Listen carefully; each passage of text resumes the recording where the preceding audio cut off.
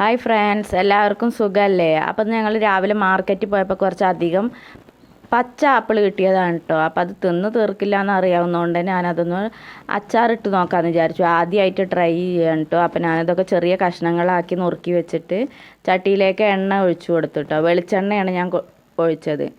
അതിലേക്ക് നമുക്ക് ആവശ്യത്തിനനുസരിച്ചിട്ട് ഉലുവ കടുകൊക്കെ ഇട്ടിട്ട് നന്നായി പൊട്ടിക്കാം. പിന്നെ നമ്മൾ ഇതിലേക്ക് പച്ചമുളക്, ഇഞ്ചി, വെളുത്തുള്ളി എല്ലാം കുറേശ്ശെയാണ് കേട്ടോ ഇട്ട് കൊടുത്തിട്ടുള്ളത്. കുറച്ച് അച്ചാറല്ല ഇടുന്നത്, അതുകൊണ്ടാണ്.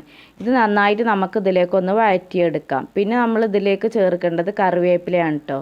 അപ്പോൾ അത് മൂക്കാത്ത തണ്ടാവുകൊണ്ടാണ് ഞാൻ അങ്ങനെ തണ്ടോടുകൂടി ഇട്ടത്. അത് നന്നായിട്ടൊന്ന് വഴറ്റിയെടുക്കുക. അത് വഴണ്ട് കഴിഞ്ഞാൽ നമുക്ക് കാണാൻ തന്നെ കിട്ടില്ല. പിന്നെ അതിലേക്ക് ആപ്പിൾ ഇട്ട് കൊടുത്തിട്ട് നന്നായിട്ട് വഴറ്റിയെടുക്കുക. പച്ച ആപ്പിളല്ലേ, അപ്പോൾ അത് നന്നായി വഴറ്റിയെടുക്കുക.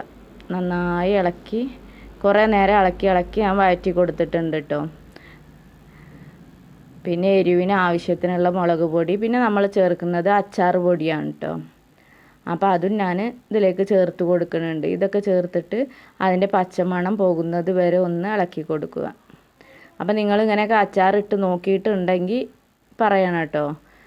അത് വഴണ്ടിയതിന് ശേഷം അതിലേക്ക് നമുക്ക് ആവശ്യത്തിന് ഉപ്പും ചേർത്ത് കൊടുത്ത് ഇളക്കി കൊടുക്കുക. അപ്പോൾ നമ്മുടെ അച്ചാറൊക്കെ ഇവിടെ റെഡിയായി കഴിഞ്ഞു.